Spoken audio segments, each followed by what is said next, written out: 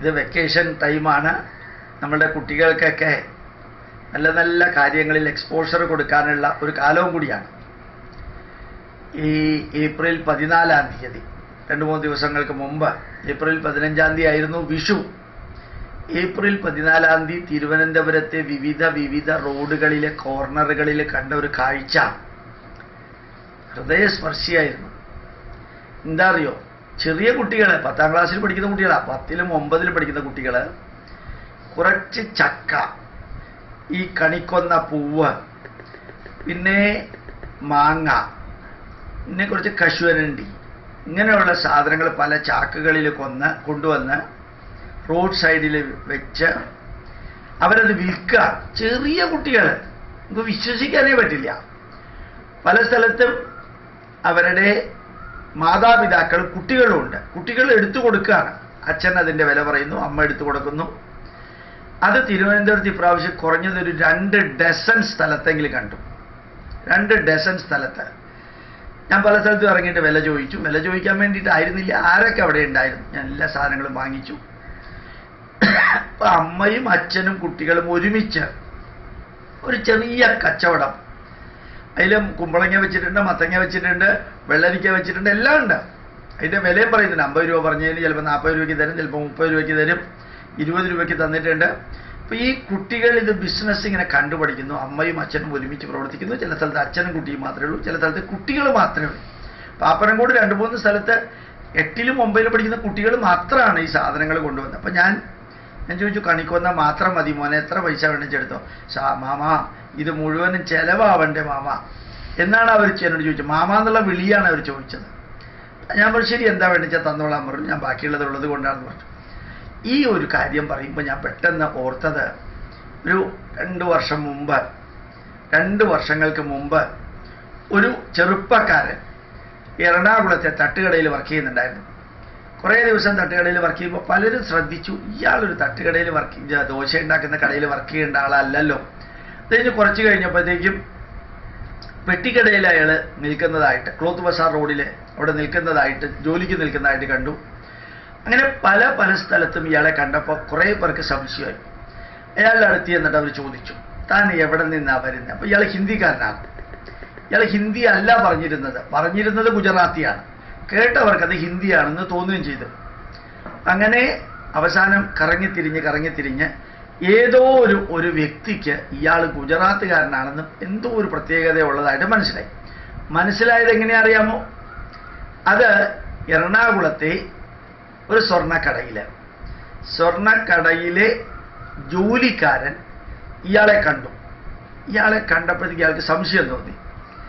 അയാൾ ഈ പയ്യനെ നേരെ ജ്വല്ലറി ഷോപ്പിലേക്ക് വിളിച്ചു. അയാൾ വരികയും ചെയ്തു. കാര്യങ്ങളൊക്കെ നോക്കിയിട്ട് അറിഞ്ഞത് എന്താ അറിയാമോ?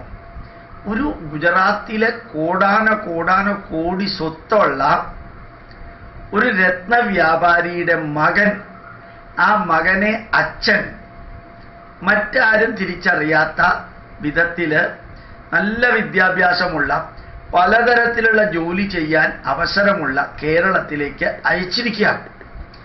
ഈ ജോലിക്കാരുടെ കൂട്ടത്തിൽ കിടന്ന് അവർക്ക് ദോശ ഉണ്ടാക്കി, ചായ ഉണ്ടാക്കി, ആ പല കടകളിൽ വർക്ക് ചെയ്തിട്ട് അനുഭവ സമ്പത്ത് ഉണ്ടാക്കാനായിട്ട് ഗുജറാത്തിൽ നിന്ന് രത്നവ്യാപാരിയായിട്ടുള്ള അച്ഛൻ ഈ പയ്യനെ എറണാകുളം, കൊച്ചിയിലേക്ക് അയച്ചിരിക്കുകയാണ്.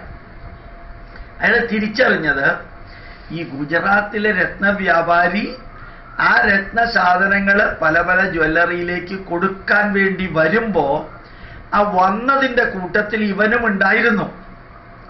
നേരത്തെ വന്നതിൻ്റെ കൂട്ടത്തിലുണ്ടായിരുന്നു അച്ഛനും മകനും, അല്ലെങ്കിൽ അവരുടെ കമ്പനിയിലുള്ള വ്യക്തികളും ഇയാളും കൂടിയാണ് പല ജ്വല്ലറി ഷോപ്പിൽ അവരുടെ പ്രോഡക്റ്റുകൾ കൊടുക്കാൻ, രത്നവ്യാപാരിയുടെ പ്രോഡക്റ്റുകൾ കൊടുക്കാൻ വന്നിരുന്നത്.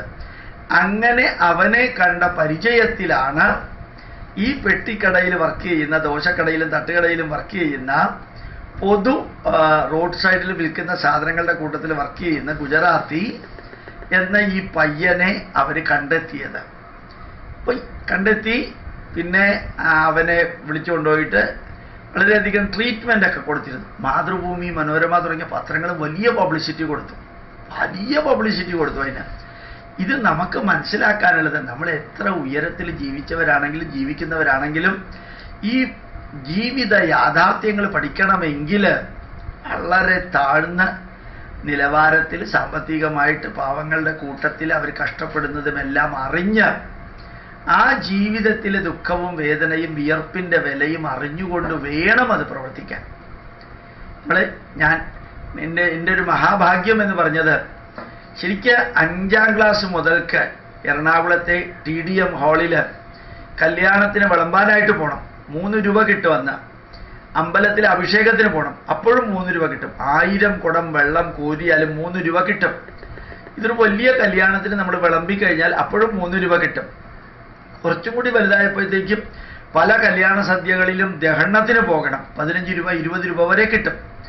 ആ TDM ഹാളിലും എത്രയൊക്കെ കല്യാണങ്ങളുണ്ടോ വിശേഷങ്ങളുണ്ടോ അപ്പോഴൊക്കെ ദഹനത്തിന് കുക്കിങ്ങിന് പോകണം. എൻ്റെ അച്ഛൻ വർക്ക് ചെയ്തിരുന്ന കൊച്ചുപടിഞ്ഞാറെ കോവിലകം, കൊച്ചി രാജവംശത്തിലെ കോവിലകത്താണ്. അച്ഛന് 15 രൂപയാ ശമ്പളം. അവിടെയും ജോലിക്ക് പോകണം. 7ാം ക്ലാസ്സിലും 8ാം ക്ലാസ്സിലും പഠിക്കുമ്പോൾ. 7ാം ക്ലാസ്സിലും 8ാം ക്ലാസ്സിലും പഠിക്കുമ്പോഴാണ് എറണാകുളത്തെ നോർത്തിലുള്ള പരമാര ക്ഷേത്രത്തിൽ രാവിലെ 4 മണിക്ക് എഴുന്നേറ്റിട്ട് 8 മണി വരെ വർക്ക് ചെയ്യണം, വൈകുന്നേരം വർക്ക് ചെയ്യണം. അവിടെ ഒരു അസിസ്റ്റന്റ് ശാന്തിക്കാരനായിട്ട്. എന്നിട്ട് സ്കൂളിലേക്ക് തൃപ്പൂണിത്തുറയ്ക്ക് പോകണം. തൃപ്പൂണിത്തുറ ഗവൺമെൻറ് ബോയ്സ് സ്കൂളിൽ പോയിട്ട് തിരിച്ചു വന്ന് വൈകുന്നേരം വീണ്ടും ഈ പരമാര ക്ഷേത്രത്തിൽ ശാന്തിക്കാരൻ്റെ അസിസ്റ്റൻ്റായിട്ട് വർക്ക് ചെയ്യണം. അത് കഴിഞ്ഞിട്ട് അവർ കോളേജിൽ പഠിപ്പിച്ചു. ഇത് നമ്മുടെ ജീവിതത്തിൽ ഈ ചെറുപ്പകാലത്ത് കിട്ടുന്ന അനുഭവങ്ങൾ നമ്മുടെ മക്കൾക്ക് കൊടുക്കണം. അവർ വേദനിക്കരുത്, ദുഃഖിക്കരുത്, വിഷമിക്കരുത്, അവർക്ക് വിശക്കരുത്, ദാഹിക്കരുത് എന്നൊക്കെ പറഞ്ഞ് അവരെ സംരക്ഷിക്കുന്നതിന് പകരം ഈ രത്നവ്യാപാരിയുടെ അനുഭവം നോക്കുക.